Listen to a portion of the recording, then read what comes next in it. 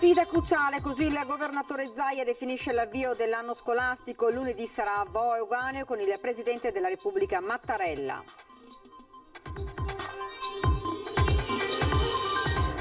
Conto alla rovescia per l'inizio dell'anno scolastico, insegnanti e personale stanno lavorando per garantire maggiore sicurezza, ancora troppi i dubbi. Nel ghetto di Venezia l'addio alla salma di Amos Luzzatto prima del trasferimento al cimitero ebraico di Padova era capace di unire con il dialogo le anime più diverse. I vigili del fuoco hanno salvato una bambina di 10 anni rinchiusa in un appartamento di Mestre dove era scoppiato un incendio. Il vicepresidente di Forza Italia oggi a Venezia ha incontrato il sindaco Brugnaro prendendo seri impegni per Venezia. Polemica a Jesolo per le maximulte combinate nella settimana di Ferragosto a 2 hotel perché le patatine che accompagnavano gli aperitivi non erano sigillate.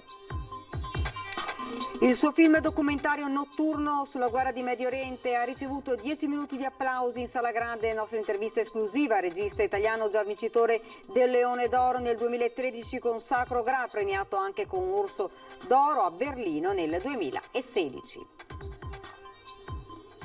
Buonasera e ben ritrovati dalla redazione di Venezia. Questi dunque i titoli di oggi, ma prima il bollettino regionale dei contagi aggiornato a questa sera. Nel Veneto nelle ultime 24 ore sono 188 le persone positive, mentre nel veneziano sono 17, un decesso in provincia di Padova. Per quanto riguarda i ricoveri nel Veneto sono 91, di cui 12 si trovano in terapia intensiva. E dunque l'avete sentito dai titoli, sull'avvio dell'anno scolastico è definito sfida cruciale. Si sofferma anche lo stesso presidente Zaia che lunedì sarà a Euganeo con il presidente della Repubblica Mattarella. Legato al tema della scuola e anche quello dell'autonomia, dice Zaia. Nella direzione della responsabilità, della preoccupazione, di non abbassare la guardia. Sappiamo che la vera sfida sarà la riapertura delle scuole, la competenza non è regionale, voglio ricordarlo, quindi noi abbiamo gestito parte dei test ai docenti nel momento in cui i medici di base non volevano farli i docenti loro mutuati.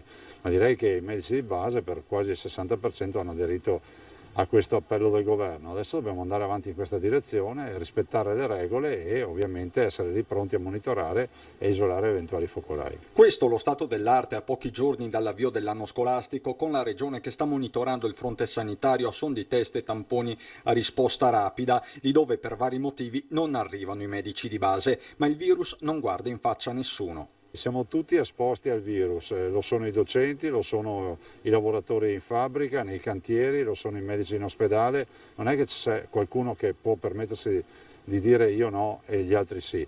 E poi le ricordo che il personale della scuola, i docenti, i programmi e tutto è a competenza nazionale, perché finché non avremo l'autonomia noi qui non tocchiamo palla. E la palla Zaia ha intenzione di passarla già lunedì al Presidente della Repubblica Mattarella, ospite a Vo proprio per il via ufficiale alle scuole. Lunedì intanto non ho ben capito se dovrò intervenire, se intervengo parlerò dei temi che sono interessati e diciamo che sono di interesse ai veneti, per cui al momento deciderò di cosa parlare. Di certo l'autonomia è sempre nei nostri pensieri, ma lo è anche nei pensieri del Presidente Mattarella, visto che considerato che anche all'ultimo incontro al Quirinale ha dichiarato, ha avuto belle parole rispetto all'autonomia e al progetto dell'autonomia. Covid, scuola e autonomia, temi solo all'apparenza slegati nel giorno in cui si festeggiano i 90 anni di Liliana Segre, con lo stesso Zaia in una nota a garantire che la lotta contro ogni negazionismo continuerà a essere più forte che mai, lotta prima di tutto culturale che deve partire proprio dai banchi di scuola. La diffamazione, la violenza,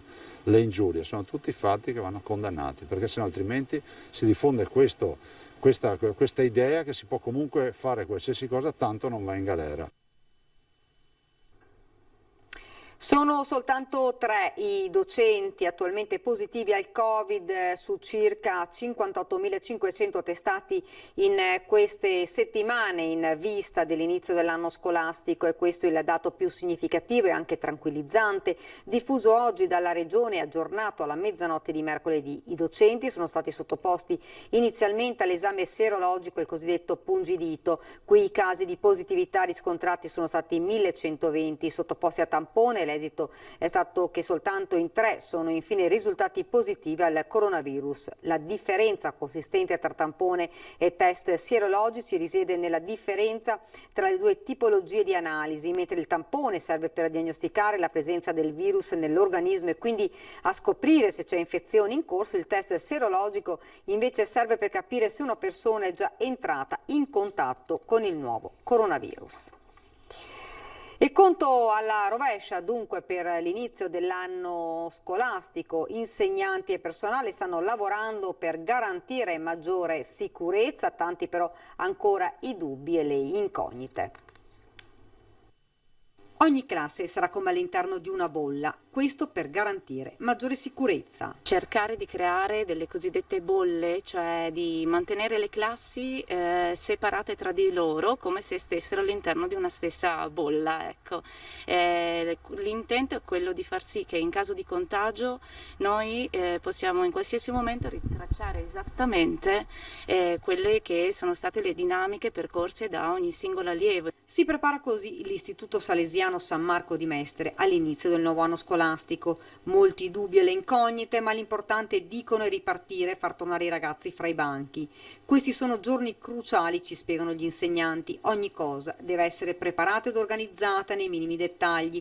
Non possiamo lasciare nulla al caso. Stiamo cercando di pensare ad ogni singolo momento, dall'ingresso alla ricreazione, all'utilizzo dei servizi, a qualsiasi momento dove i ragazzi devono condividere degli spazi, devono fare vita normale. È più complessa degli altri anni, però è una ripartenza ed è un gran segnale dovuto a tutti i ragazzi che per tanto tempo hanno fermato la loro occupazione quotidiana. Poco chiare invece le indicazioni fornite alla scuola nel caso uno studente fosse positivo. Ancora non lo sappiamo in realtà. Dipende poi dalla situazione, da come nasce anche una situazione eventuale di positività. Bisognerà valutare e ci daranno anche delle indicazioni probabilmente più chiare nel momento in cui succede. Speriamo che non succeda. A pochi giorni dall'avvio dell'anno scolastico, Antenna 3 propone una serata di approfondimento sui temi della scuola. Lo faremo questa sera alle 21:15 con Carmela Palumbo, direttrice dell'ufficio scolastico regionale. Sarà l'occasione per entrare nell'operatività delle linee guida e capire che inizio di anno scolastico attende ragazzi e genitori e più in generale gli operatori del mondo della scuola. Potete già mandarci le vostre domande al numero WhatsApp di Antenna 3 351 17 55 340. Ed è polemica a Jesolo per le maxi multe comminate nella settimana di Ferragosto a 2 hotel perché le patatine che accompagnavano gli aperitivi non erano sigillate. Ieri la notifica delle sanzioni, 3.000 euro a ciascuno dei 2 alberghi per un totale di 6.000 euro. Lo prevedono le nuove norme per la somministrazione di cibi e bevande in spiaggia. In pratica ad essere consentita la consegna di cibi preparati che potranno essere serviti ma in contenitori simili a quelli di fast food. L'attività deve essere autorizzata dagli stabilimenti balneari concessionari dell'area demaniale e le strutture ricettive devono trovarsi nelle vicinanze dello stabilimento in cui viene svolto il servizio. Ed ora parliamo delle elezioni. Nelle prossime elezioni regionali del Veneto il voto di preferenza sarà valido ovunque verrà scritto all'interno della scheda. Lo prevede unica in Italia la legge elettorale regionale recentemente modificata che verrà applicata per la prossima consultazione del 20 e 21 settembre. La sola preferenza Ha spiegato Paolo Feltrin dell'Osservatorio elettorale regionale, sarà valida ovunque scritta per salvaguardare la volontà dell'elettore. È stata poi introdotta la doppia preferenza di genere, sarà annullata la seconda preferenza se dallo stesso genere della prima. Altra curiosità, se verrà rieletto Luca Zaia non potrà più ricandidarsi alla presidenza del Veneto, poiché è entrata in vigore la normativa che non permette più di 2 mandati alla presidenza regionale, così come avviene per i sindaci. E cambiamo decisamente argomento. Oggi nel campo del ghetto l'ultimo saluto ad Amos Luzzatto, morto ieri a 92 anni, presidente delle comunità ebraiche italiane dal 98 al 2006. È stato ricordato come uomo di pace e di dialogo, un intellettuale che molto ha dato alla comunità ebraica. L'addio ad un uomo di pace e di dialogo per la sua capacità di andare al di là delle barriere unendo sponde apparentemente divise. Così il rabbino capo della comunità ebraica veneziana, oggi in campo del ghetto, ha portato l'ultimo e commosso saluto della città ad Amos Luzzatto, primario a Dolo, intellettuale, uno dei maggiori esponenti dell'ebraismo del XX secolo, uomo che si era speso con coraggio anche nel dialogo israelo-palestinese, scomparso ieri all'età di 92 anni. Lui è stato l'uomo che ha costruito tanti ponti e che ha avuto l'onore e la fortuna di stare accanto, ha ricevuto questo suo grande messaggio, che nessuno di noi può essere da solo, che nessuno di noi è autosufficiente, che nessuno di noi è meglio di un altro. Amos Luzzatto è stato un uomo unico, straordinario nel suo genere, per la sua grande cultura, la sua grande sensibilità, il suo essere così comunicativo e soprattutto il sapere parlare con tutti, dal più importante al più umile, ed è una persona che ha cercato sempre di mettere insieme le persone e non a caso ha vissuto la maggior parte di questa sua vita qui a Venezia, che è una città di ponti che uniscono tanti isolotti e tante zone di chiusura e di ghetto, e quindi Amos è stato un pontiere nella cultura ebraica, nella cultura italiana tutta. Un uomo dalle convinzioni politiche precise, dal socialismo al PC, ha ricordato il presidente della comunità ebraica di Venezia, Paolo Gnignati, che ne ha sottolineato l'impegno e il prestigio di leader che sapeva portare la nobiltà, non considerandola un privilegio ma una responsabilità. Oggi l'abbraccio e l'addio a Venezia, città che lo aveva accolto, dove viveva a Cannaregio con moglie e figli, città che lascia, sarà sepolto al cimitero ebraico di Padova. Siamo alla cronaca. I vigili del fuoco hanno salvato una bambina di 10 anni che era rimasta bloccata in casa per un incendio divampato all'interno di un appartamento al terzo piano di un condominio a Mestre. Giunti sul posto, i vigili del fuoco hanno appurato che la bambina era sola in casa e si era rifugiata vicino ad una porta finestra che dà verso l'esterno. A quel punto hanno dovuto forzare la porta d'ingresso dell'appartamento, che era chiusa a chiave, facendola uscire. È stata presa in cura dal personale del 118 e portata al pronto soccorso per sospetta intossicazione da fumo. Al vaglio le cause del rogo, probabilmente divampato a partire dal piano cottura. Sul posto sono intervenuti anche i carabinieri. Il vicepresidente di Forza Italia oggi a Venezia ha incontrato il sindaco Brugnaro, prendendosi seri impegni per Venezia. Bisogna rilanciare le attività commerciali, artigianali, far ripartire la vita nei centri storici e nelle città. E noi abbiamo anche, fra le pochissime cose che sono state accettate dalla maggioranza, fatto approvare un emendamento molto importante che permette a tutte le attività commerciali e artigianali dei centri storici, delle aree turistiche, di poter avere gli stessi benefici fiscali che avranno le aziende alberghiere, e questo significa aver dato un segnale di fiducia e di aiuto concreto a chi intraprende nei centri storici, perché sappiamo che la carenza di turisti stranieri ha provocato danni enormi. Venezia come Roma sono due città ferite. Visita di Antonio Tajani, che oggi ha incontrato il sindaco Brugnaro a Venezia in vista delle elezioni, annunciando l'approvazione di questo emendamento. Brugnaro poi ne ha approfittato per rilanciare una richiesta.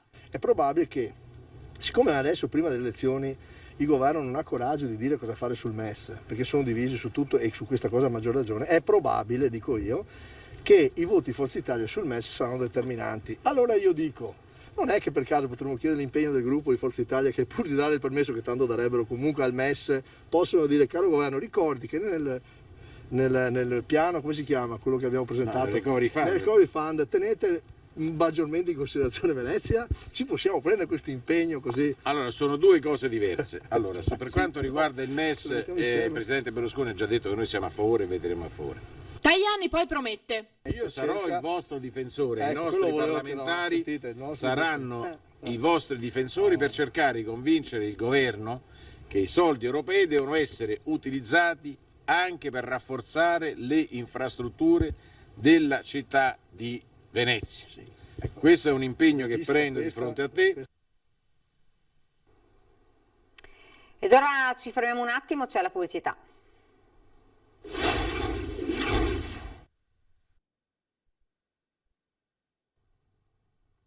Rieccoci nuovamente in studio, continuiamo con la politica, impegno per l'ambiente, per la sanità e la famiglia. Il coordinatore di Europa Verde Angelo Bonelli oggi a Venezia per presentare la sua squadra di candidati alle regionali, una lista in prevalenza femminile. Presentata la squadra dei 9 candidati di Europa Verde in corsa per la regione nel veneziano, un'onda verde che pone al centro i temi legati ad ambiente e territorio, dal cambiamento climatico all'agricoltura innovativa, dalla green economy allo stop al consumo del suolo e alla cementificazione, guardando anche ai recenti disastri ambientali che hanno devastato la regione. Quello che accade nel Veneto non accade perché è colpa di qualcuno, colpa che viene qualcosa dal cielo, è colpa del dissesto idrogeologico, del consumo del suolo, di aver chiuso corsi d'acqua, di non aver avuto un'attenzione sul territorio. Questa è la regione che purtroppo è il leader nel consumo del suolo. 217.000 ettari sono stati consumati, Zaia ha una responsabilità drammatica nei confronti del territorio, ma principalmente nei confronti delle generazioni future. Non si può pensare di cementificare in nome ovviamente di un egoismo del presente. Tra i temi messi in campo anche il diritto alla salute attraverso la riorganizzazione dei presidi territoriali e una pianificazione lungimirante, tema caldo nel tempo in cui si fanno i conti col Covid, e a tal proposito gli auguri di pronta guarigione rivolti al candidato di centrosinistra Arturo Lorenzoni, sostenuto dalla lista. Può portare quella svolta verde che ha condizionato positivamente le decisioni in molti paesi d'Europa. L'onda verde è arrivata in Francia, ha eletto molti sindaci e sindache da Lione, Bordeaux, Strasburgo, per non pensare alla Germania. Ecco, portare gli ecologisti e le ecologiste nel Consiglio regionale significa cambiare la politica, modernizzare, innovare, pensare ai giovani. Una lista in cui prevale la presenza al femminile, a partire dalla capolista Franca Marcomino, ostetrica da 42 anni, che promuove una proposta proprio rivolta alle mamme, ma anche docenti universitarie e consulenti educative, a portare la bandiera delle politiche rivolte alla famiglia. Il suo film documentario notturno sulla guerra in Medio Oriente ha ricevuto 10 minuti di applausi in Sala Grande. Nostra intervista esclusiva al regista italiano già vincitore del Leone d'Oro nel 2013 con Sacro Gra, premiato anche con l'Orso d'Oro a Berlino nel 2016.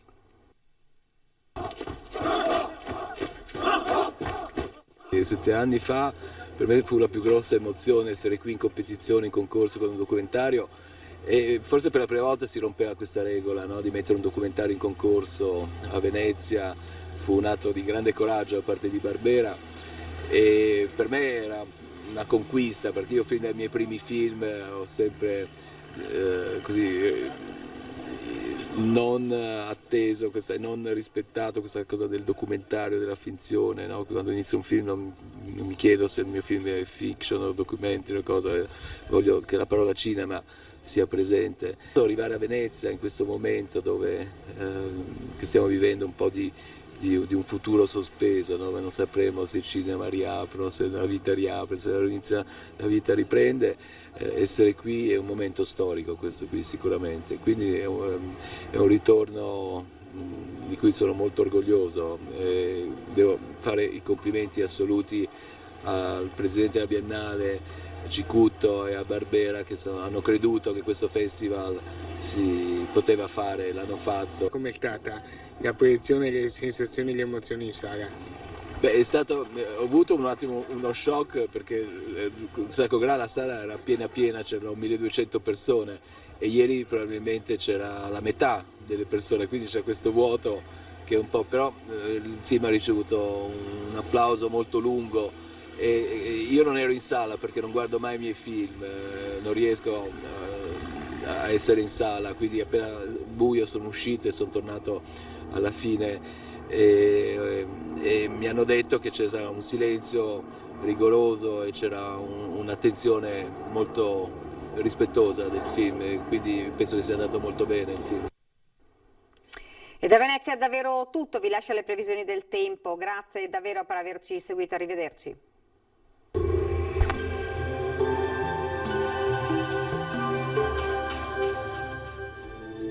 Bentrovati al meteo. Si mantiene in prevalenza buono il tempo sul nostro territorio, ma vediamo insieme il dettaglio di venerdì 11 settembre. Sul Veneto la nostra grafica ci mostra condizioni di bel tempo, locali addensamenti in mattinata, decisamente più sole al pomeriggio, anche se sui rilievi saranno possibili occasionali rovesci.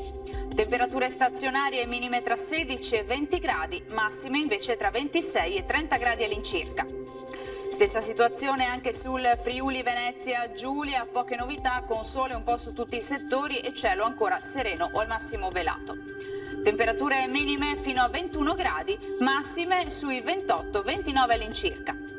Infine uno sguardo alla situazione del Trentino Alto Adige, dapprima sarà ampiamente soleggiato col passare delle ore, più nubi e temporali frequenti un po' su tutti i settori.